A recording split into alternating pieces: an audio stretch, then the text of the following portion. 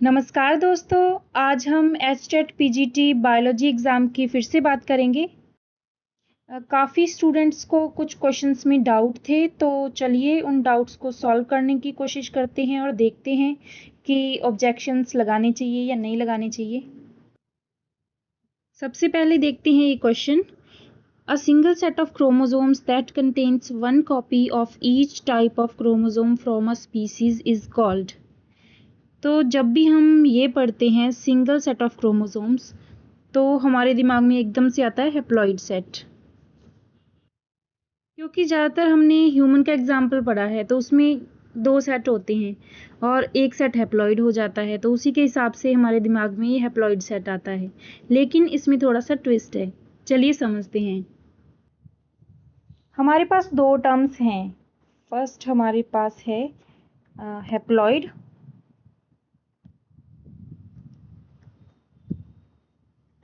Haploid and second है मोनोप्लॉइड।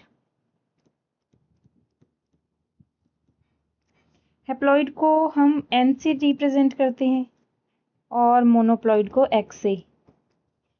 Haploid हम कहते हैं कि जो क्रोमोसोम नंबर गैमीट में प्रेजेंट होता है, तो इसे हम लिखेंगे द नंबर ऑफ क्रोमोसोम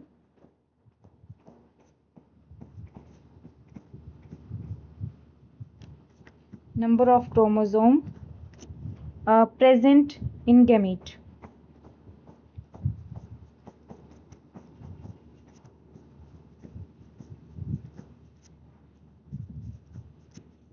ठीक है, या हम इसे ये भी कह सकते हैं कि एक 2n सोमेटिक सेल है, उसके half the number of chromosome को भी हम हैप्लॉइड कह सकते हैं।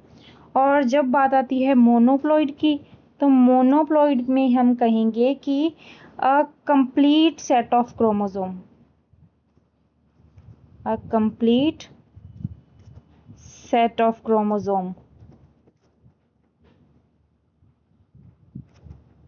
इसे हम कहेंगे मोनोप्लॉइड। ठीक है, अगर हम ह्यूमन का एग्जांपल लेते हैं, तो ह्यूमन में 46 क्रोमोसोम होते हैं, इसे हम लिखते हैं 2n46। तो इसकी हैप्लॉइड क्या हो जाएगी, हैप्लॉइडी n हो जाएगी इसकी 23। और ऐसे ही हम इसे लिखते हैं, अगर प्लॉइडी लेवल में लिखें तो हम लिखेंगे 2x is equal to 46। 2x क्यों लिखते हैं, क्योंकि डिप्लॉइड होते हैं सेल्स। ठीक है, तो इसको अगर हम मोनोप्लॉइड करेंगे तो x इज इक्वल टू 23।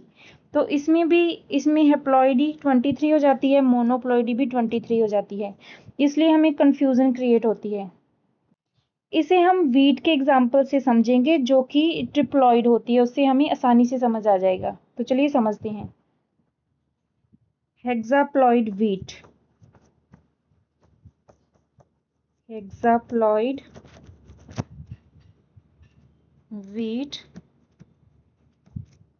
इसे हम लिखते हैं 2n is equal to 6x is equal to 42। ठीक है, 2n का मतलब होता है एक सोमेटिक सेल। सोमेटिक सेल को हम रिप्रेजेंट करते हैं 2n से। और ये हुआ प्लॉइडी लेवल। प्लॉइडी हमें पता है हैप्लॉइड है, सॉरी हेक्साप्लॉइड है, ये 6x हो जाएगा। और 42 है क्रोमोसोम नंबर। ठीक है, क्रोमोसोम्स। अभी हम इसे चेक करते हैं। जब हम इसकी हैप्लॉइडी चेक करेंगे 2n, एक सेकेंड, इसका हम चेक करते हैं 2n हैप्लॉइडी। तो 2n इज इक्वल टू 42, तो n इसका हो जाएगा 21। और अब हम इसे चेक करते हैं मोनोप्लॉइडी में हम इसे लिखेंगे 6x 42 x is equal to 7। अब आपको डिफरेंस पता चल रहा होगा कि हैप्लॉइड क्या हुआ 21 और मोनोप्लॉइड हुआ 7। चलिए इसे हम सिंपल लैंग्वेज में समझते हैं। हमारे पास कितने क्रोमोसोम हैं, 42। और यहाँ पे हमें पता है कि ये हेक्साप्लॉइड कंडीशन है। ठीक है, हेक्साप्लॉइड कंडीशन। तो हेक्साप्लॉइड में हमारे पास 6 सेट हैं, तो हम यहाँ पे सेट बनाएंगे इसके 1 2 3 4 5 एंड 6, और हर सेट में हमारे पास 7 क्रोमोसोम है, 7 7 7। ठीक है, तो ये है इसकी कंडीशन।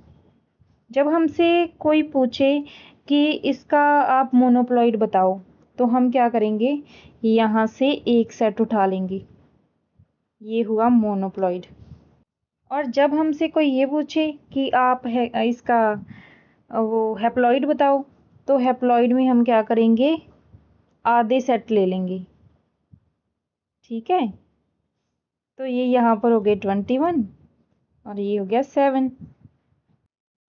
तो अब आपको समझ आ गया होगा कि जब हम एक सेट की बात करते हैं तो उसे हम कहेंगे मोनोप्लॉइड, और जब हम गैमीट्स की बात करते हैं जिसमें क्या है कि एक सेल डिवाइड होके एक ऐसी सेल बनाती है जिसमें हाफ क्रोमोसोम्स होते हैं, तो उसे हम कहते हैं हैप्लॉइड। चलिए अब वापस से हम अपने क्वेश्चन पे चलते हैं। A single set of chromosomes that contain one copy of each type of chromosome from a species is called। अब आपको समझ आ गया होगा कि इसका आंसर है मोनोप्लॉइड सेट, तो हमारा ये आंसर सही होगा। When uteri partially fuse so as to form two horns and two separate lumens inside, it is called।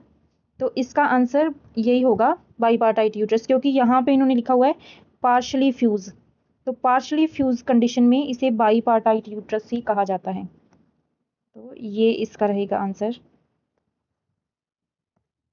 Next हमें 116 पे भी डाउट है, काफ़ी स्टूडेंट्स पूछ रहे हैं कि इस पे ऑब्जेक्शन लगाएं या नहीं।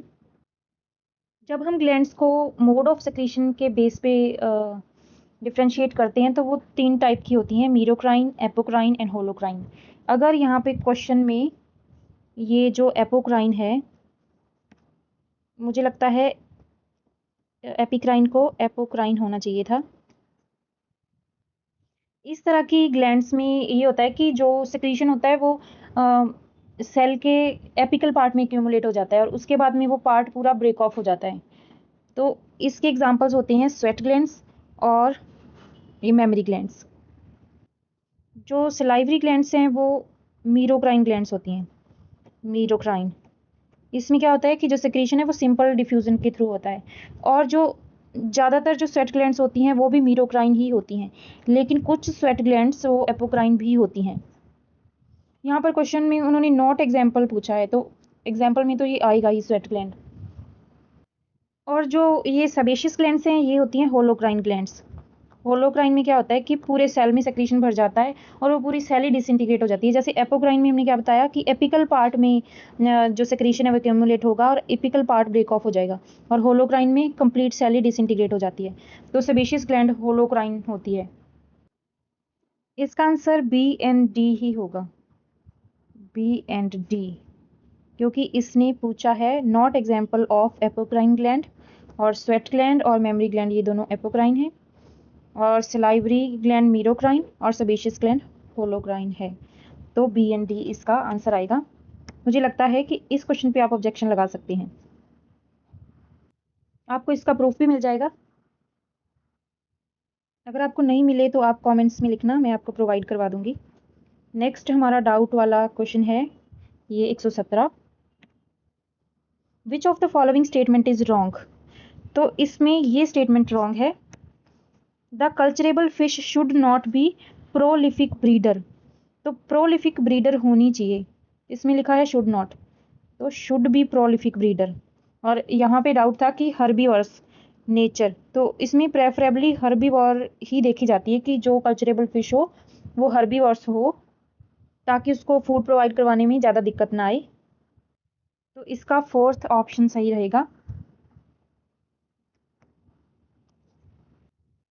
एक हमें इस क्वेश्चन पे डाउट था, मैंने आपको बताया था कि जो जेनरा प्लांटेरम है वो कार्ल लिनियस की है, तो मैं आपको बता दूं कि जो जेनरा प्लांटेरम है वो कैरलस लिनियस ने भी लिखी थी और ये बेंथम एंड हुकर की भी है, तो इनमें डिफरेंस है, ईयर वाइज डिफरेंस है।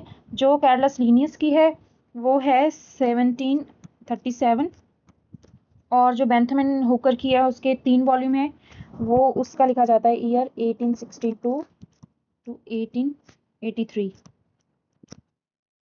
तो इस क्वेश्चन में ये दोनों ऑप्शन सही रहेंगे। इसमें इनकरेक्ट पूछा गया था, तो इनकरेक्ट होगा ए एंड बी, तो ये थर्ड ऑप्शन सही रहेगा। तो आंसर की के अकॉर्डिंग ये बिल्कुल सही है, थर्ड। आई होप आपकी सभी डाउट्स क्लियर हो गए होंगे। अगर अभी भी आपको किसी क्वेश्चन में डाउट है तो आप लास्ट वीडियो में देख सकते हैं, उसमें हमने पूरा पेपर सॉल्व किया है। वीडियो को लाइक ज़रूर करें ताकि मुझे पता चले कि आपके लिए वीडियो हेल्पफुल रही है। अपने डाउट्स क्लियर करने के लिए बने रहें कंक्रीट लर्निंग के साथ। Thanks for watching.